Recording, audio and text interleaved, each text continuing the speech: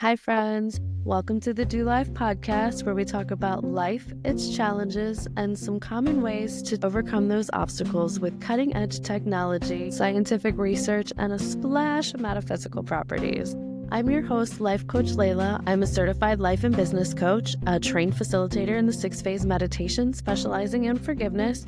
I'm also studying NLP, RTT, and hypnotherapy. My goal is to share my information and knowledge with as many people as I can and save them the time and effort of doing all of the research themselves. So if that's something that you resonate with, let's see what today's episode is about.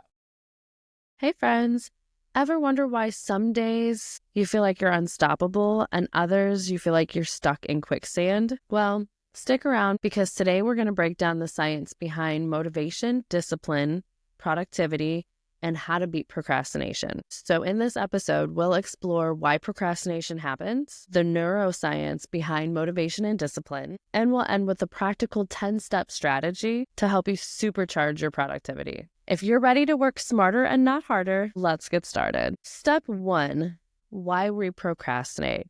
I think it's important to understand the science behind it. I know I've gone in depth in some of my other episodes, but we're going to do it again because you can't beat it if you don't understand it. First and foremost, procrastination is not about laziness. It's about your brain chemistry. I have often suffered from procrastination and it's been a struggle, and I've recently been able to fight it, and it's hard. Even since I've started this podcast, there's been days where I'm like, I need to record like 5 episodes to get caught up. I'm going to be out of town. I'm going to be busy. I'm doing this, the holidays, whatever. And I don't. And it's so frustrating because you're like, do the thing, but your brain won't let you do the thing. Why? It's so frustrating. So if you suffer from procrastination, you're not alone. And it's crazy because I feel like I'm one of the more disciplined people I know. If I decide I'm going to do something, I'm going to do it. The whole reason I have this podcast in the first place is because I told someone I was going to do it, and I gave myself a deadline, and I'm a woman of my word. So I stuck to it. And here I am. Here we are all these months, years, whatever later. I'm here doing the thing because I am disciplined and a woman of my word. So why do I still procrastinate? First, there's dopamine, the neurotransmitter that delivers pleasure and reward. When we scroll through social media or we binge watch several episodes of our favorite show, we get that instant dopamine hit. So when you compare that to working on a big project with a payoff weeks or months away, it's easy to see why the brain chooses short-term rewards. And then there's the brain's amygdala, the fear center. So when a task feels overwhelming or daunting, your amygdala triggers avoidance, leading us to procrastinate.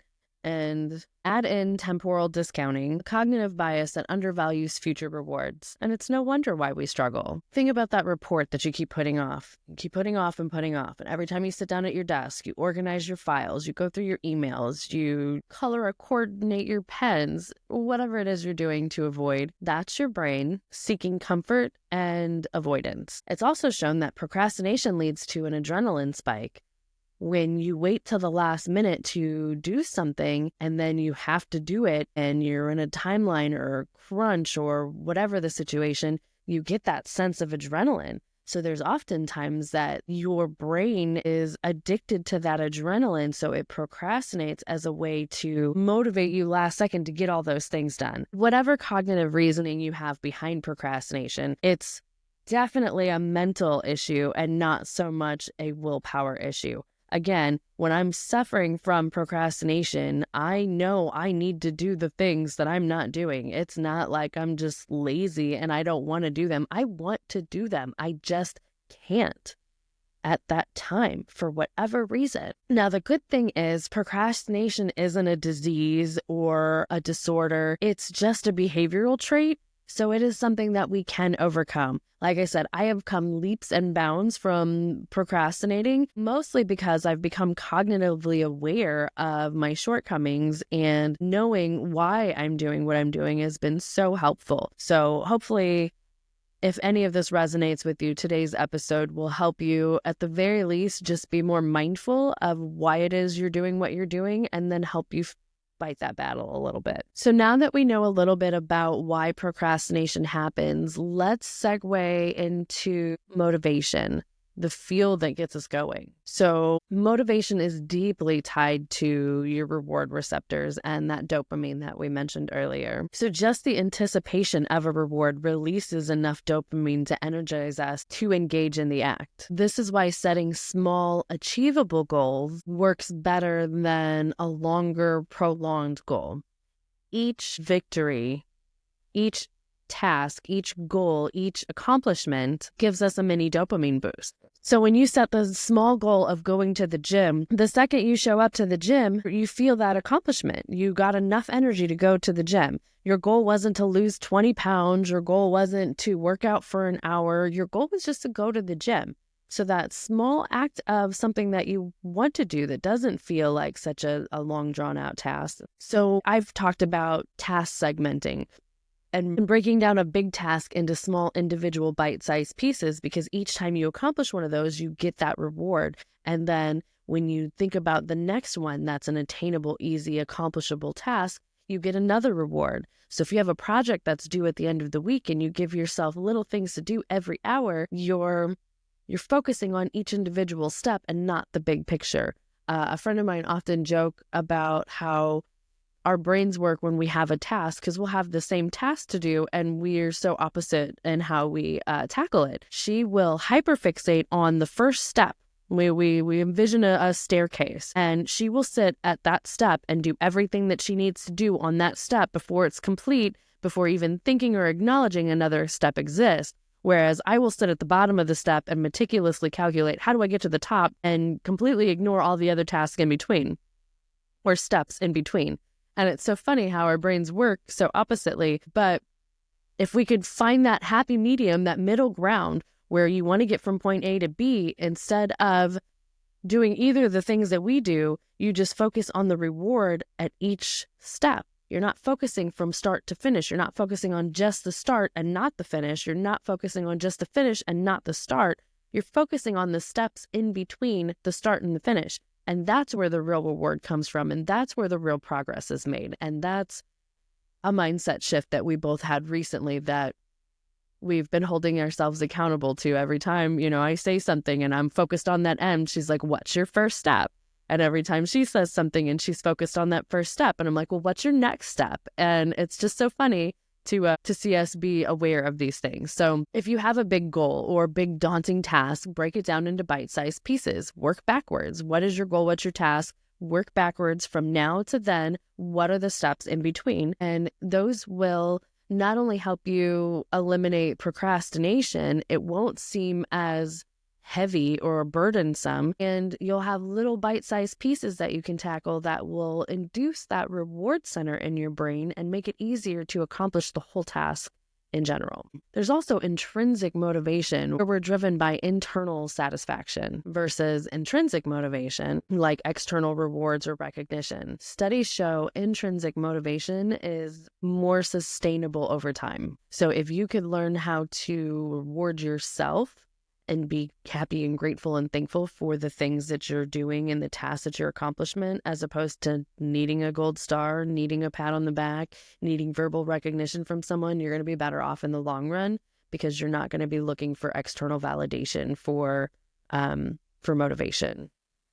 And that kind of leads into the self-determination theory. And that highlights our three key needs: autonomy, feeling in control; competence, that feeling capable; and relatedness, that feeling of connectedness. When these needs are met, our motivation skyrockets. So if you're struggling with a goal or task or something that you need more motivation in, see where you could possibly be lacking in those three key areas. So a couple practical tips to help motivate yourself is ask yourself, why am I doing this? What is my why? I love this question for so many reasons. Like, what is your why? Why are you doing this? Why do you want to accomplish this? Why are you working so hard? Why are you worried about this? Why whatever? What is your why? Why is this important to me? And how will this improve my life? The answer to those questions should motivate you. And if it doesn't, then maybe you need to reevaluate why you're working on this in the first place, because that'll give you detailed information on why you're struggling with procrastination in the first place. And then, like I said earlier, celebrate your small wins. Each task you complete, don't just finish it and go to the next one. Give yourself a moment to reflect and be grateful and thankful and happy and celebrate. Celebrate yourself. We spend so much time beating ourselves up when we do something wrong. How much time do you spend celebrating yourself when you do something right?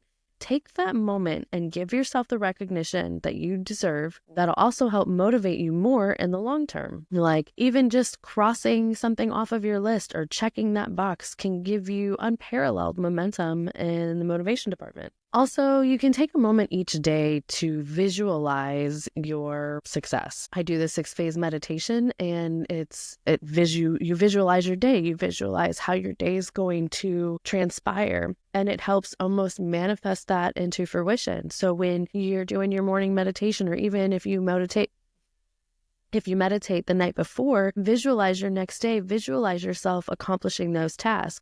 You get the motivation, you get the reward, you feel the feelings of having it accomplished, and that you can use as motivation to actually do the thing. I've heard somebody talk about they're working at a job and they hate their job. And I know a lot of people can resonate with that. And what the mindset shift is there, because it's so hard to not, if you're doing a job that you don't like, it's easy to procrastinate because you don't want to do the thing.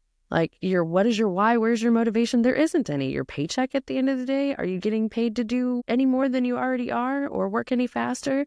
So there's no motivation there. So when you're thinking of how to procrastinate or how not to procrastinate on like a work project or something that you're doing for your business, look at it as like, what is your end game? Like, so in this scenario specifically, this girl wanted to start her own business, and she was saving up a bunch of money so she could break free from her corporate life and get out of the matrix and be her own boss and run her own business and have her own life and schedule and all of the things.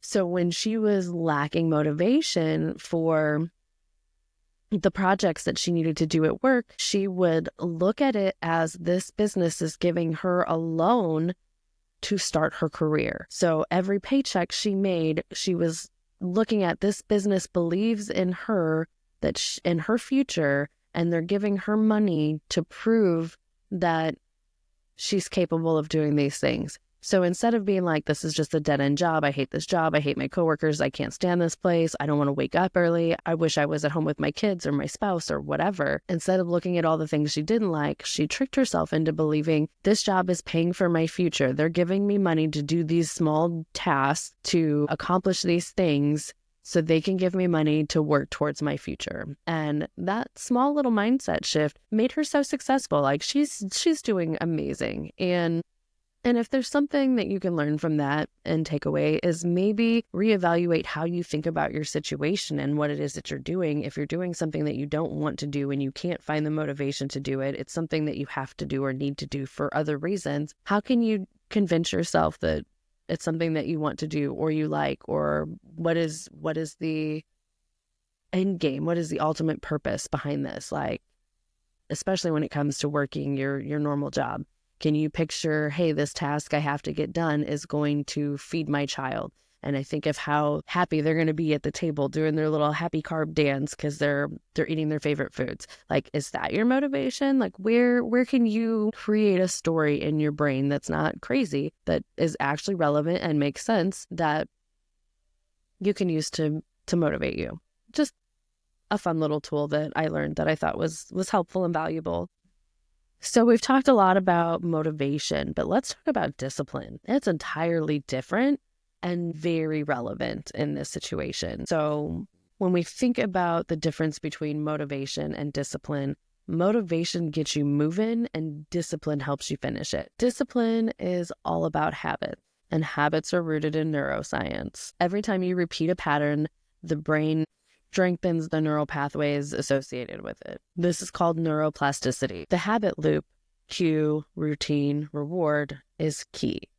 So for example, if your cue is finishing breakfast, your routine could be reviewing your task list immediately afterwards or during, and then your reward could be a sense of clarity or direction for the rest of the day. But remember, willpower is limited. We're not going to get into willpower today because it's different and it's hard to, we're just not going to. So automating decisions and creating systems is so important because it gets you out of there's such a thing called decision fatigue. And I know like there's a handful of like rich people, they'll wear the same outfits over and over. I don't want to say rich people, but like very successful people, very high up in business, like Steve Jobs, maybe one of them. I know there's somebody that wore the same outfit every day. And when somebody asked them why, they said that's just one less decision that they have to make during the day. And they wanted to save their brain power and decision-making skills on things that really mattered and not whether or not they should wear a blue or gray shirt. So I thought that was kind of important because I've also suffered from decision fatigue. I've made a million decisions in a day. And then by the time I get home, it's, what do you want to eat tonight? Where do you want to go? What do you want to do? Who do you want to... No, stop. Don't ask me any more questions. So when you have the answers automated, if you sit down and you build a schedule, okay, all of these days, Monday through Friday, here's the meals, here's the plan, here's what we're doing. It's already planned out. You don't have to make a decision. It's there for you. So the more decisions that you can automate, the better. And then when it comes to creating systems like, okay, so we're going to have meatloaf on Mondays. Who's going to make it? How are we? So many more complications. Systemize it. Okay, you make food Monday, Tuesday, Wednesday. I make food Thursday, Wednesday, Friday, whatever. So you're automating decisions and you're automating systems, and that takes so much off of your plate.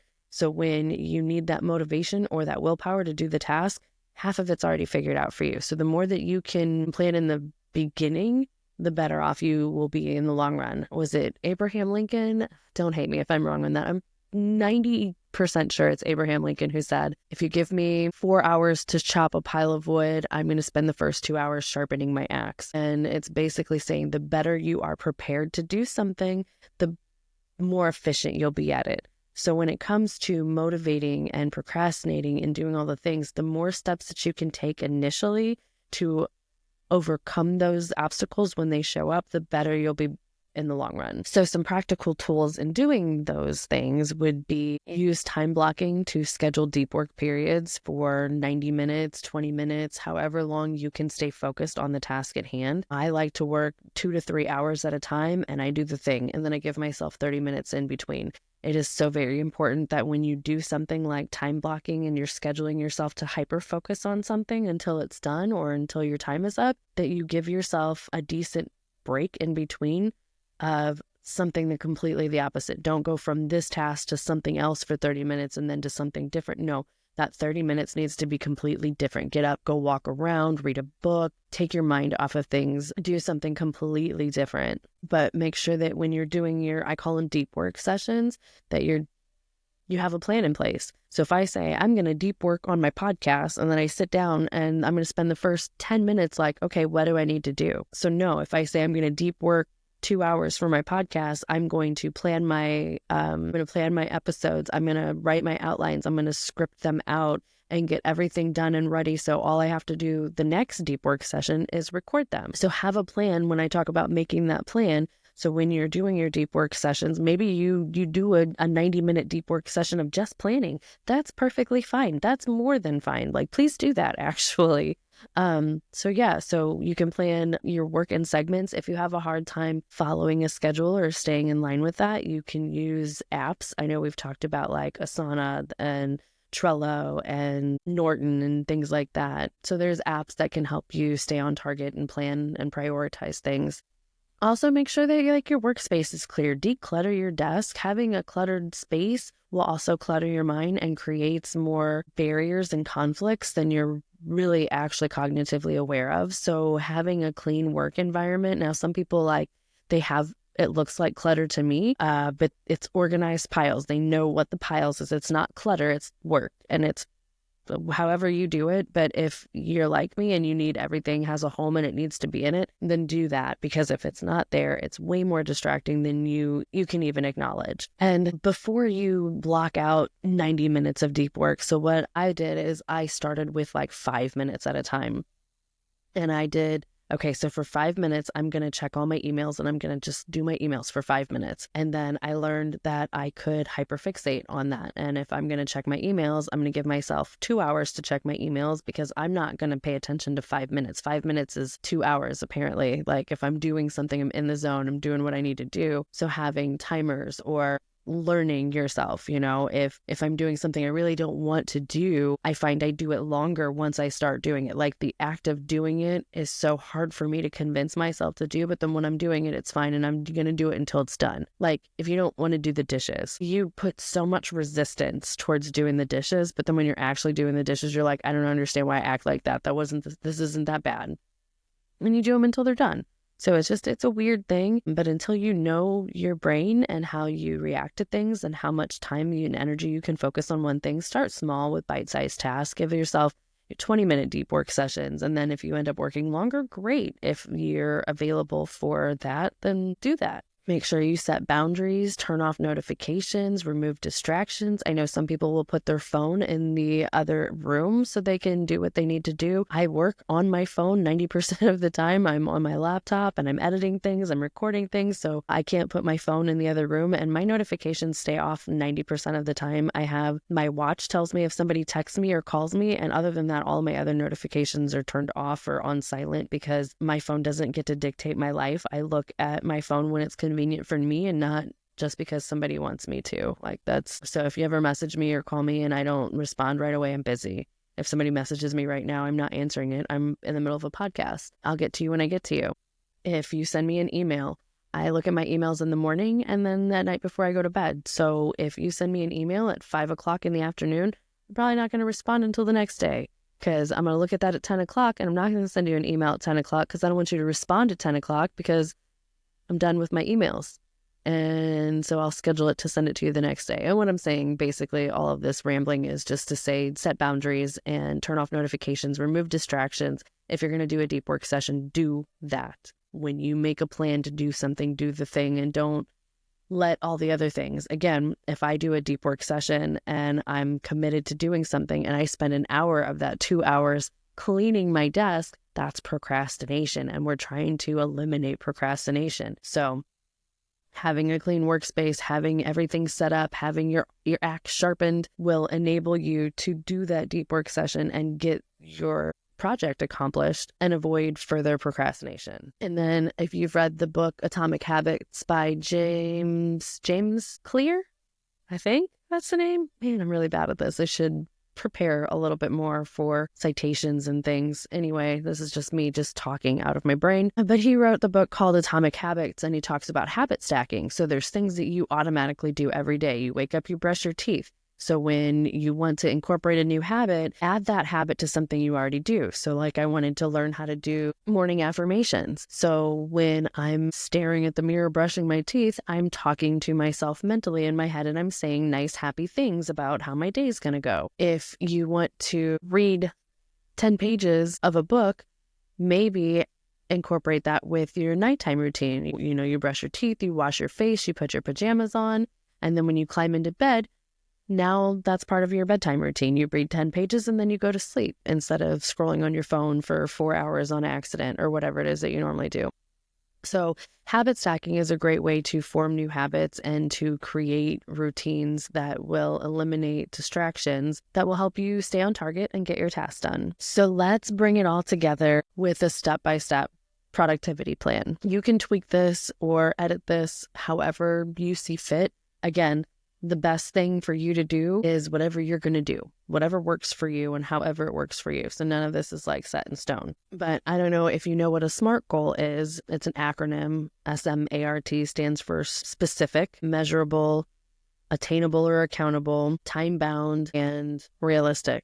That is my dyslexia in full swing. Specific, measurable, attainable or actionable, relatable or realistic, and time-bound. So if you have a goal or specific something that you want to accomplish, see if you can make it a SMART goal. See if you can break it down into those specific, measurable, actionable steps to accomplish it better and faster. Step 2 would be to use the Eisenhower matrix. The Eisenhower matrix is prioritizing. So important, urgent, not urgent, and everything in between. So I guess I can explain those to you. It's important and urgent means do it now. Important but not urgent means schedule a time to do it. Urgent but not important means delegate. Can somebody else do this? And if it's neither important or urgent, get rid of it. So when you're looking at your task and where you want to prioritize your goals, that matrix is pretty helpful. And then we talked about breaking down your task. So writing a report could be, an hour of research and reading about it, 30 minutes of rough drafts and editing, and then maybe 30 minutes of writing an outline, and then 20 minutes of write the intro. So break it down each individual task into small bite-sized pieces that activates the reward receptors in our brain that we talked about earlier. Step 3 is implement productivity techniques. And what that means is create a daily routine.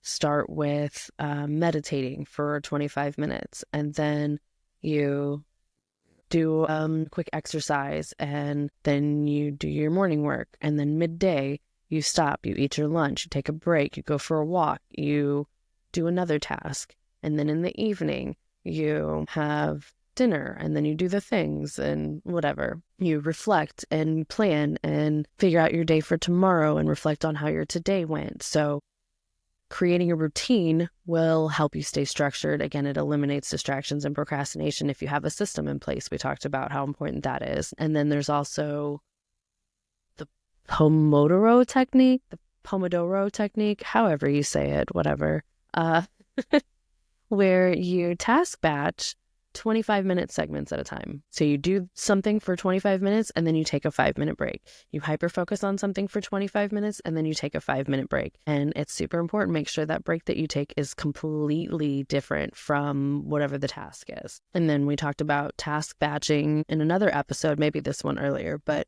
that's where, you say, okay, so like I'm going to record all of my episodes for the podcast for the next month in this 3-hour session that I have. I'm going to go through all my emails for the first 2 hours of every morning or something along those lines. So that's your task batching. So that's implementing productivity techniques in a nutshell.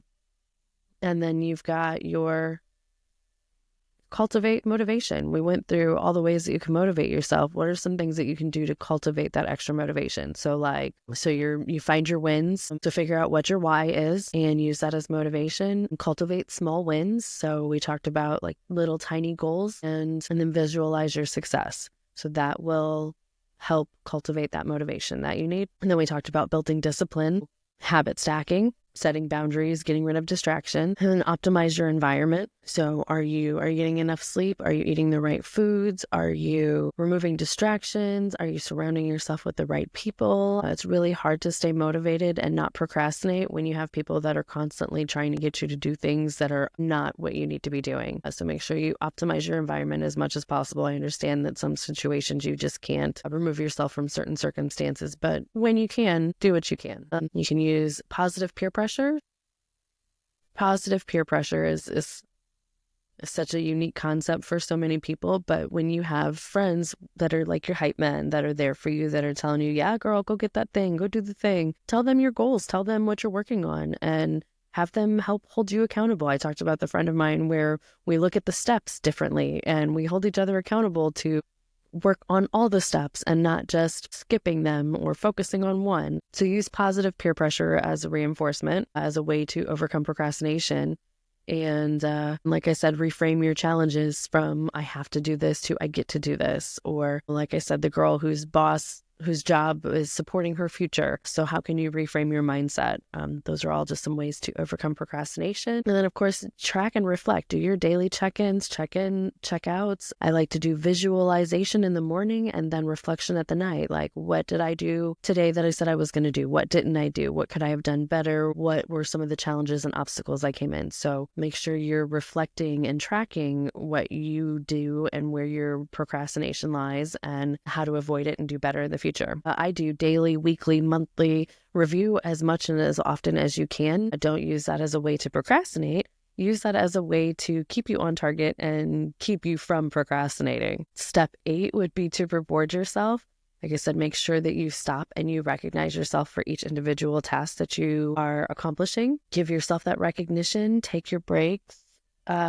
do what you need to. And then when you accomplish big milestones, like you finish the task, so we reward ourselves each individual step, but when we accomplish the whole thing, give yourself a big reward. I try to use social media as a reward. So if I finish my task for the day, then I can play on social media. If I've been working on a project for a month and I finally accomplished it, I'm going to take myself out to dinner. So find some ways to reward yourself for big milestones. You get small rewards, recognize when you have your small accomplishments, celebrate every win, and then maybe celebrate every win accordingly. If it's a small win, it's a small celebration. If it's a big win, it's a big celebration. Just don't go overboard and be mindful. Step 9 was leverage technology. So you use your tools to stay organized, your Notion, your Trello, Asana, Todoist, all of the things, whatever is going to help you stay on task. And then you've got different apps to help you focus, like Forest and Freedom and Cold Turkey. Those are some apps that will help you stay focused on certain things. And then automate repetitive tasks. Apps like Zapier, however you say it, whatever, and IFTTT, certain things. Again, if that's something that you'll find helpful. And then number 10 is my favorite, adjust your mindset. Practice self-compassion. Accept that setbacks are going to happen. There's going to be distractions. You're going to get off task, might be a mistake, life happens, and you have to be flexible. So when something happens, don't just be like, oh, that's it, I'm done, I've screwed up, forget it, we're done with this task, we're never doing it again. No, just understand that shit happens and move forward. In the words of Dr. Nita, that sucked, now what? Focus on progress, not perfection. So it's about the individual steps. It's about accomplishing the steps, not doing everything perfect. I referenced the stairs between me and my friend again. She wanted to hyper focus on the one step and make sure everything was perfect, and then never made it to the next step, where she was too focused on the perfection instead of just, here's the step, do the next thing. Meanwhile, I was doing the same. I was so focused on, how do I get to the end game in the most effective, appropriate way possible, that I wasn't seeing the individual steps. So focus on the progress and not the perfection, and adopt a growth mindset. Embrace challenges as opportunities for growth. Every time something negative, seemingly negative, happens in my life, I always kind of reflect like, okay, what was I meant to learn from this? What was this supposed to teach me? What do I know now that I didn't know then? And it's really hard when you're going through it in the moment to be like, okay, what is this teaching me? Why am I crying right now? No, that's not what I'm saying. I'm just saying like, okay, I wanted to do this thing and this thing screwed up and this didn't happen and this didn't happen. Like, what do I need to learn? I need to learn that I need to refocus how I delegate. I need to reapproach how I communicate with other people. I need to reevaluate my role in this process, whatever it is. So those are the 10 steps. If I didn't list them, because I don't think I did initially. Step 1 is to clarify and prioritize your goals using the SMART method, if applicable. Step 2 is to break down your tasks. Step 3 is to implement productivity techniques. Step 4 is to cultivate motivation. Step 5 is build discipline. Step 6 is to overcome procrastination. Step 7 is track and reflect. Step 8 is reward yourself. Step 9 is to leverage technology. And step 10 is to adjust your mindset. So your action item for the week would be to pick one or all, pick at least one or as many of these steps as you can and implement them this week. You'll be amazed at the difference that it makes. And I just want to reiterate some of the key points that we covered. Perfectionism kills progress. Focus on the progress and not the perfection. Overcommitment leads to burnout. Learn to say no. So some tips to overcoming pitfalls. We talked about perfectionism kills progress. Focus on the progress, not the perfection. 2, set healthy boundaries, say no. Overcommitment can lead to burnout, which can lead to procrastination. So learn to say no. Rest isn't optional. Sleep is essential. Prioritize breaks. When you do your breaks, make sure they're breaks. Don't move from task to task to task.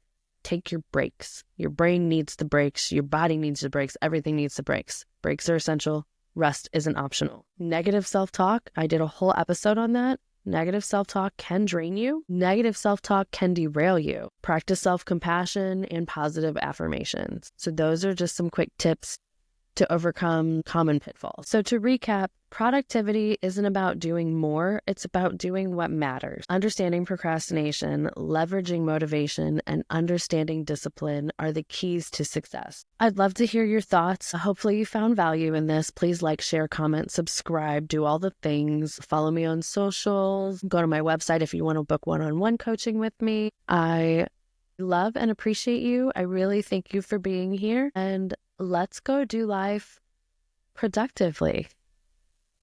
Bye, guys. Thank you so much.